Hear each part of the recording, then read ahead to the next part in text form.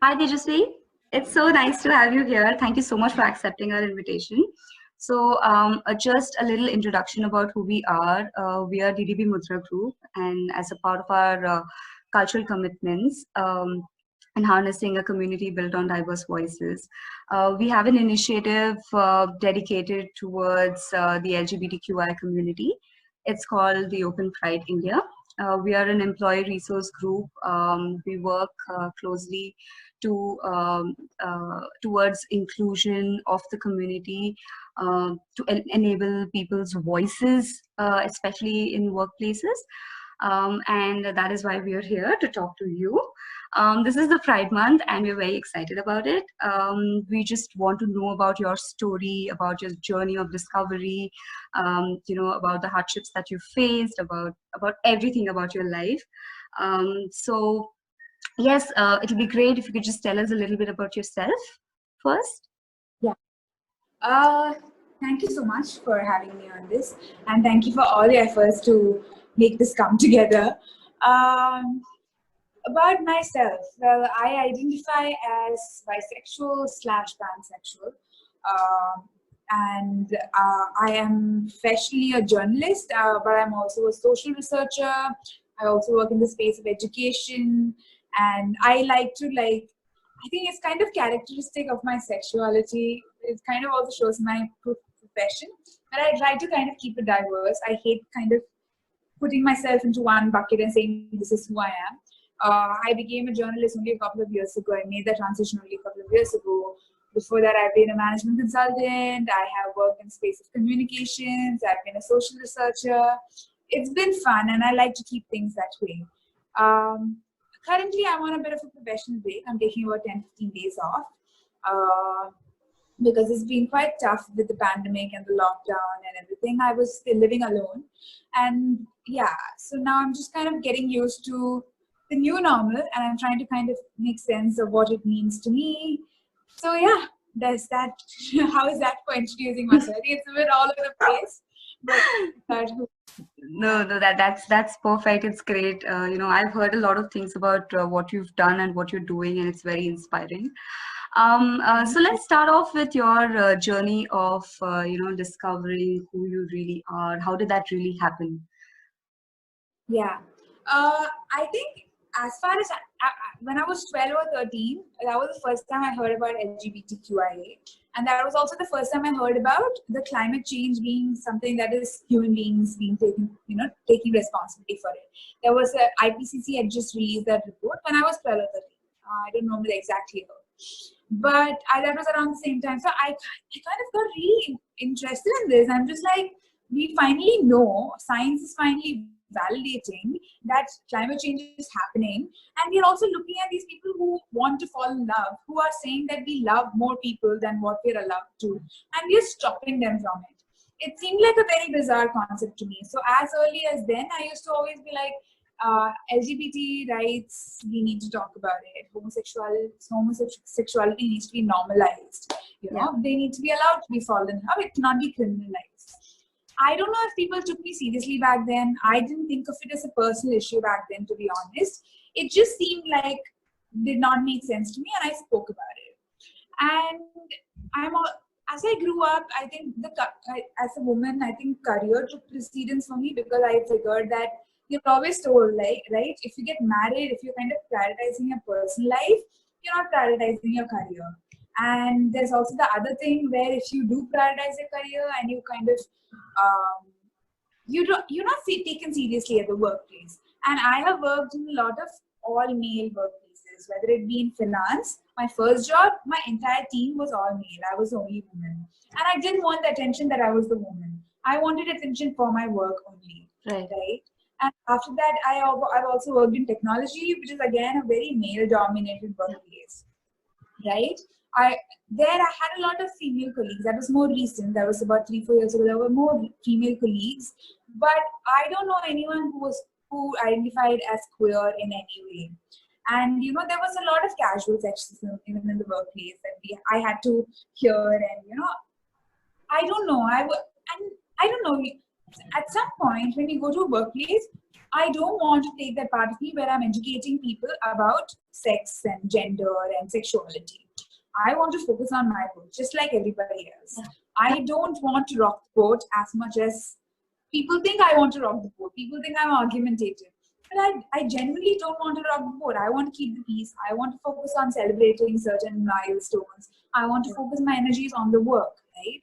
So I've been in these spaces, and like I said, dating kind of took the backseat for me until about 2, 3, 4 years ago. I don't think I dated seriously. I never even went on dating apps until I moved to Bangalore, which was in 2016, at the insistence of my friends. I went on dates because they said, this is about time. And, that was also the time when my parents, my mother especially, wanted to get me married. So I was like, oh God, then I might as well start dating and all of that. So that's when I really started dating. And that's when I realized that my first realization was about asexuality. Okay. Everybody claims to be attracted. I don't know if it's the truth. And, everybody's willing to, I'm open to hearing everybody's stories on this. But it seems like more people were attracted sexually to a lot of their partners more often than I did. I just did not feel that kind of sexual attraction from the get-go. Sexual attraction for me was very sporadic. So I feel like sometimes when I think about it, till date, I have probably felt the sexual attraction probably for 1 or 2 people, right? And at that point, I was still in that dilemma. I was like, do I feel sexual attraction at all? That's when I discovered the asexual community. It was on Reddit mostly, Reddit, the online platform, and also but there was still not a coherent narrative, and of course there was no representation of asexuality in the media, right? Yeah. Everybody is sexually attracted with everyone that they like. That's how it works. And I'm like, that's 2 things that will be confusing me. I was like, is it about consent? Am I sexually repressing myself? Or is it about asexuality, right? Yeah. So, and when I speak to people, they're all like, sexual attraction can be built. Chemistry can be built as you go further. That's another kind of almost toxic thought process that we're all told. Even on Psychology Today platform, they're like, if you think this is a nice person, if you think they fit your, checklists that you're supposed to have, then you can build on that sexual attraction. And unfortunately, I have tried doing that. I'm like, okay, I will stick around and date this one person with whom I find, I don't know what I was looking for, but I will stick around and see if the sexual attraction built. And it didn't. And then suddenly I met a person with whom I was attracted incredibly. And I was just like so confused about all of these feelings. And then when I dug deeper, I spoke to a lot of people who identify on the asexual spectrum last year. I took a course on gender and sexuality last year that is being by this organization called Oracle and Kinney, and they were supported by Nazariya, which is a queer feminist resource group based out of Delhi. And when I dug deeper, I realized that sexuality and asexuality the debate itself is not allowed. And secondly, as a woman, you're not allowed that freedom of exploring your sexuality, because of being slut-shamed or whatever. You're not allowed to talk openly about sexuality, because then you're kind of labeled as someone who is hypersexual. But I'm saying I'm not hypersexual. I'm actually on the asexual things, right? But I don't feel sexual attraction that often. And that's where the distinction also came about, where you can be romantic attraction is different, and sexual attraction is different. And having all of these come together in one single person, in one single relationship, is just a lot of pleasure. Right? So this is how my thought process began. And since I was so involved in even figuring out sexual attraction, I think for the longest time, and I'm attracted, the person I was attracted sexually was also identified as a cis man. So I never questioned that. I was like, okay, maybe I am straight. And then I realized how bisexuality, again, bi people are not very well represented. It is monosexuality. You are heterosexual or you are homosexual. There is nothing that you can be attracted to a wide spectrum. And I think that's where understanding gender, understanding transness, understanding non-binary transness, that's where it kind of said to me, I'm like, So am I being told that I cannot be attracted to a trans person? If I'm attracted to a trans person, what is that, right? And I did meet some people, some of my partners through dating apps who are trans people. And I was like, I am attracted to you. Maybe not sexually, maybe it's not this explosive sexual attraction, but I'm attracted to you. I feel safe with you. I feel that kind of comfort with you. And it's definitely more than what friendship is made out to be. And friendships can also be deeper. You can have a deep sense of friendship. But when you feel that instant connect with someone, what do you call that? Is that what romantic attraction is? These things are not deconstructed for you. It is expected to be intuitive. You know, it is expected that you already know what romantic attraction is. And you already know how romantic attraction can translate into sexual attraction. All of that. So my introduction to all of these things in a nugget, how I put it is, it is a lot of intellectual process for me, because I think that's how I approach the world. For me, it's like, explain the roles to me, give me the definition, and that's how and then I think about it, okay, given this definition, how do I feel about it? Where do I locate myself, right? So a lot of that is just lacking, because sex education today, I don't know about today. Well, back when I was a kid, sex education was still about reproduction, still about abstinence, still about some elements of safe sex. But that's not what sex education is. Sexuality and sex education can be so much more about who you are and exploring yourself for who that person is, right? Gender plays a major role in that as well. So how do you feel about gender? For instance, I was just documenting this, and I put it on my Instagram. I'm not sure if you saw it, but I wanted to talk about queer heartbreak, because I don't necessarily fit into that mold of being a woman, I feel. I am, in some sense, I'm seen as gender non-conforming. I don't feel it. I love identifying myself as a woman, but I'm more comfortable when gender is not brought into question. Because I'm like, if someone brings up gender, I'm like, oh my God, how to be that gender? How to be a woman? How to be a man? How to be non-binary? How to be trans? I feel like that's the questions it raises. And I'm like, I don't want to bring into gender. I'm going to be who I am and what comes naturally to me. I prefer to be called a woman, but I'm not too tied even to that. So all of this, intellectualizing all of this is how I came to the conclusion that I'm queer.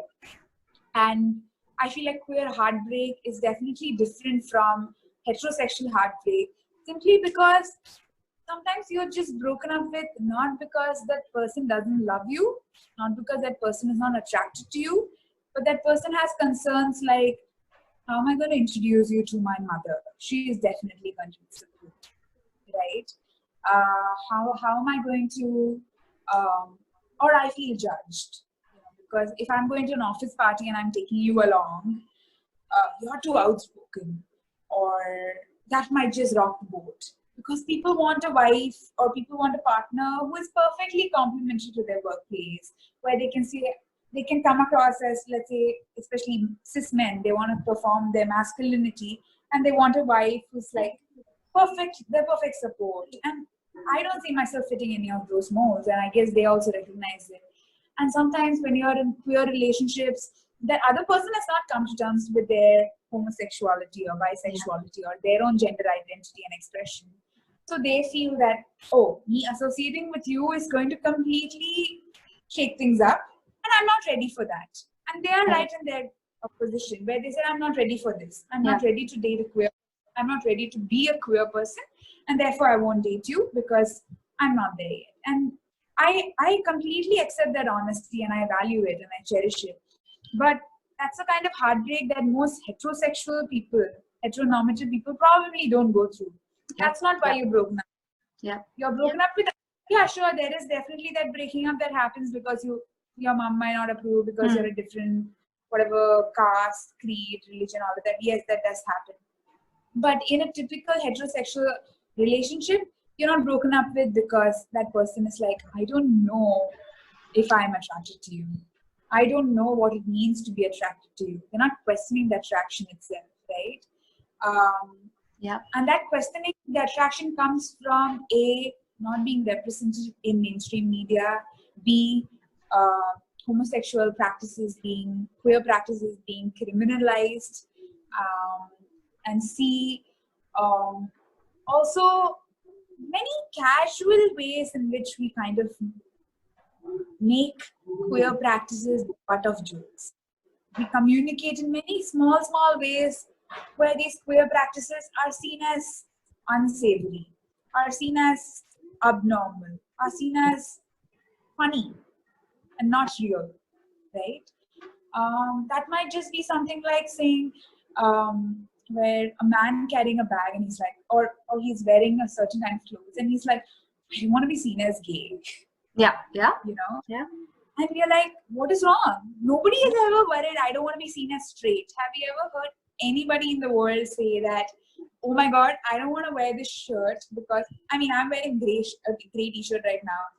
I'm not worried, oh my God, I don't want to be seen as straight. You know, because there's no consequence being seen as straight. You're seen as straight, you're seen as normal.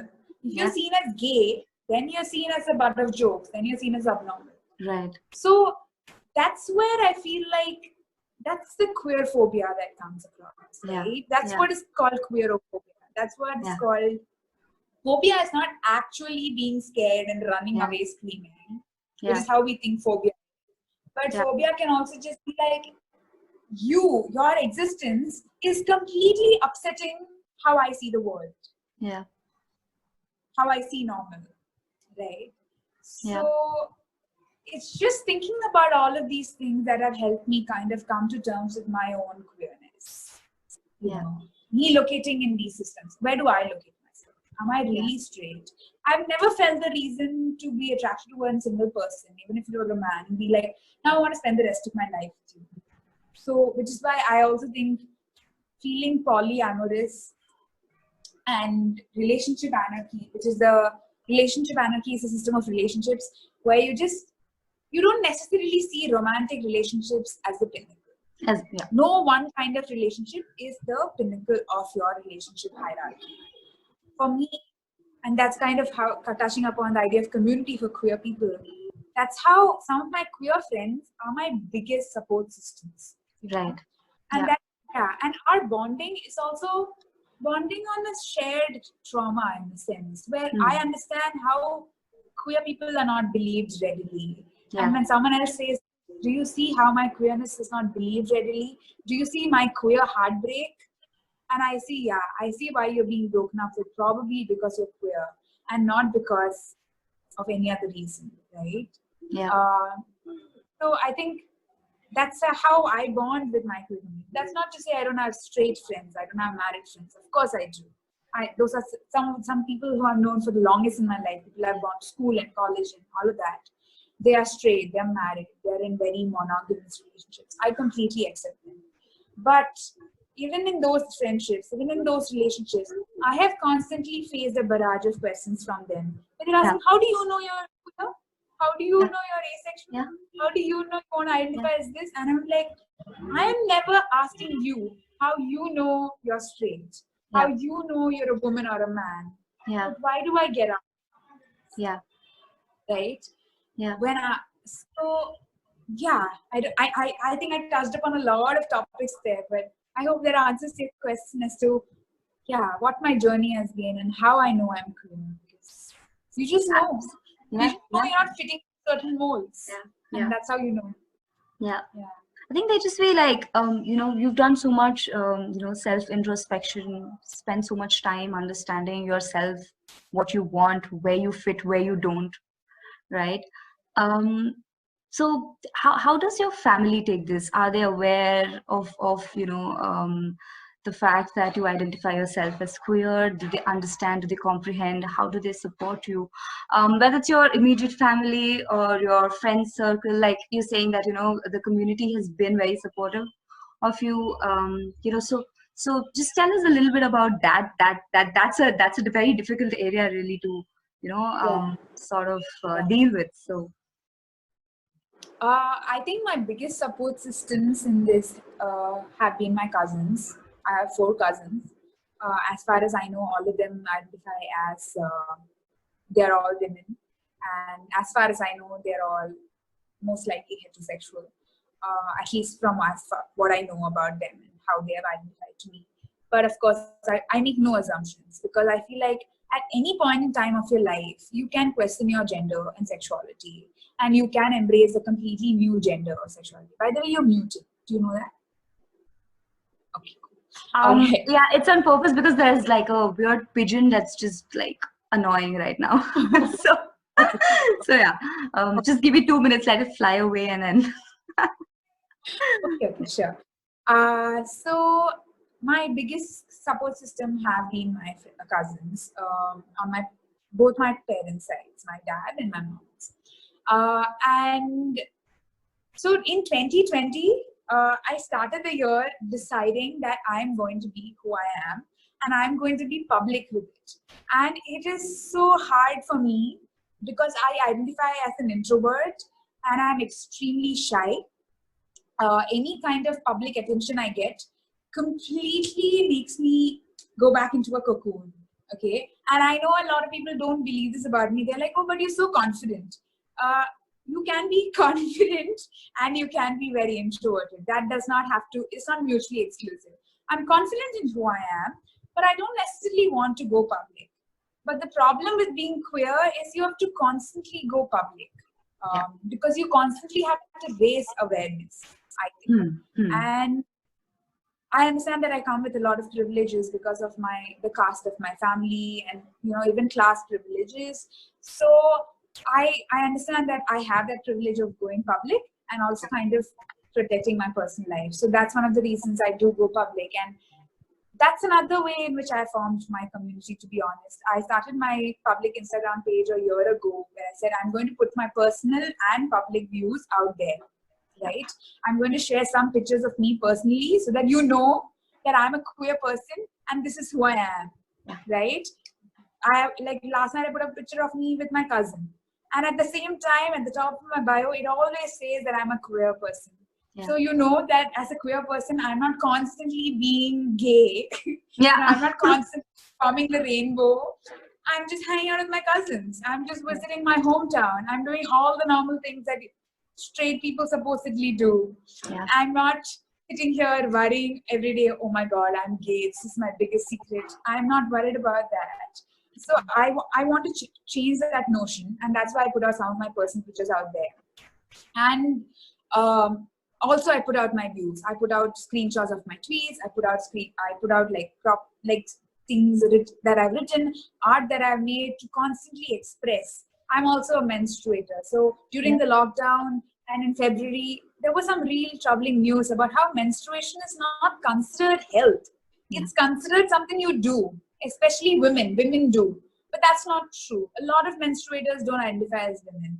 A lot of menstruators face the continual taboo about how your period blood is dirty and things like that, right? So as a queer person, I'm also talking about menstruation, right? I try to talk about a variety of things so that this notion of a queer person dressing a certain way, looking a certain way, dating only certain kinds of people is completely broken. That's what my Instagram page is. And that has helped me kind of connect with the community of people from many different places. Sometimes in Chennai, there is a friend of mine, Revati, with whom I do a series called Sex Education with Rev and Page. And she's 19, I think, and she's amazing. I went to Chennai earlier this year and we did a photo shoot about female intimacy for Valentine's Day. And how there is that idea that female intimacy is very sexual, but we try to desexualize it. So there are pictures of us just talking and bonding. And I was actually wearing the same t-shirt, but we were just talking and bonding and building intimacy. And there are some very beautiful pictures that came out of it where we just hanging out and we just we have our arms around each other's shoulders. And there are also certain pictures where I won't necessarily say it's sexually intimate, but there is that intimate that is like our hands are touching, her hand and my hand. And there's a deep bonding that comes with skin, when you touch one skin to another. And we wanted to normalize that. So we did a series earlier this year in Feb. On Valentine's Day is when we released that series of photographs. I can send you the link. It's on my Instagram once again. But we just wanted to normalize it. We wanted to normalize female intimacy, whether it's romantic, whether it's sexual. that is not implied in those series. It is just about two women being with each other, because the idea is two women are always competing, competing for a cis man's attention, competing because I am the vamp and you're the good girl. And, that's kind of portrayed to us. And for me personally, even though this is not a very, it's a bit of a racist novel, I'm sure you might have heard of it, it's called Gone with the Wind. It's a bit of a racist novel. It kind of erases black lives in that, and it erases the reality, the brutal reality of slavery that was happening. But that's what happened towards the end in that book. The protagonist, she's always competing for one man's affection from the start. That's the underlying theme. It's not always upfront, but that's an underlying theme, that she's competing for one man's attention. And then he marries someone else. So she kind of sees this person as an antagonist. She's like, how is that other woman getting his attention? What am I lacking? So she's always seeing her as a competitor. But towards the end, they come together in a certain way, and they come together and embrace each other as family, embrace each other as friends, embrace each other as companions in this journey of life. Yeah. And that's what really, when Revati, I had never met her before that day. I had never even spoken to her in my life before that day of the shoot. And I think from my end, at least, I bonded with her in that sense. But I just finally, someone who does not see my gender and my gender expression as competition. Because I don't want to see that way. I don't care if someone I dated also dated someone else. Yeah. What matters is my equation with that person. Right? And yeah, so this entire idea about competition between the people of the same sex, people of the same gender, I wanted to annihilate. That's why I volunteered for that photo shoot. And I think we did that to a certain extent. I think it's a beautiful series of photographs that came out of it. And I really look back at it as something that it's a very strong stance that I took for me, knowing my insecurities about public life. I know that I'm very proud of it, and I'm very proud of us. And Naveen Ramswamy, who's a photographer, I'm very proud of what came that day, because I never met them before. I never met Naveen before. I never met Naveen is identified as man. I'm guessing. I never asked him, but Naveen and Revati, I'd never met them before. And to kind of take off my shirt in their presence, because certain photos are where I'm just wearing my innerwear. Some of those photos, I'm just like, wow, I would have never expected this, because I'm a very private person, and for me to do this on a public stage, I'm acknowledging that is not who I am. It does not come naturally to me, and I'm also acknowledging the kind of courage it took, because it just is, and I have to do that. Otherwise, I will never be able to raise awareness about how disproportionate the public spotlight is on people who are not like me, right? Yeah. Who are like me, rather. Yeah. So that was one. And another thing that I've also started, like I told you, I've also started kind of taking requests where people say we're making films about people who are in the queer community, or we want interviews. These, like one of your requests to interview me. I was like, yeah, okay, fine, get it. I don't think last year I would have agreed. Last year I was like, no, I have friends. Why don't I do that for you? This year I'm like, yeah, also be part of the narrative. Let me actually come out, because I don't believe in coming out, to be honest. My question is, I always ask this to people. I'm like, why should I come out? Why should anybody come out? Instead of me coming out as queer, maybe the people who are expecting me to come out should come out as bigots. Because what is stopping you from just thinking of a world where homosexuality, where bisexuality, where transness is common? Don't assume anything about anyone. Unless they come and tell you, I'm straight, which I don't think anybody has the pressure to do that. At any point of time, you can question sexuality. Nobody needs to identify as straight, bisexual at any point. You just are who you are. Don't be bigots. Don't hate someone for who they are. Don't hate anyone, actually. Hold people accountable. Accountability is different from holding someone accountable is different from hate, right?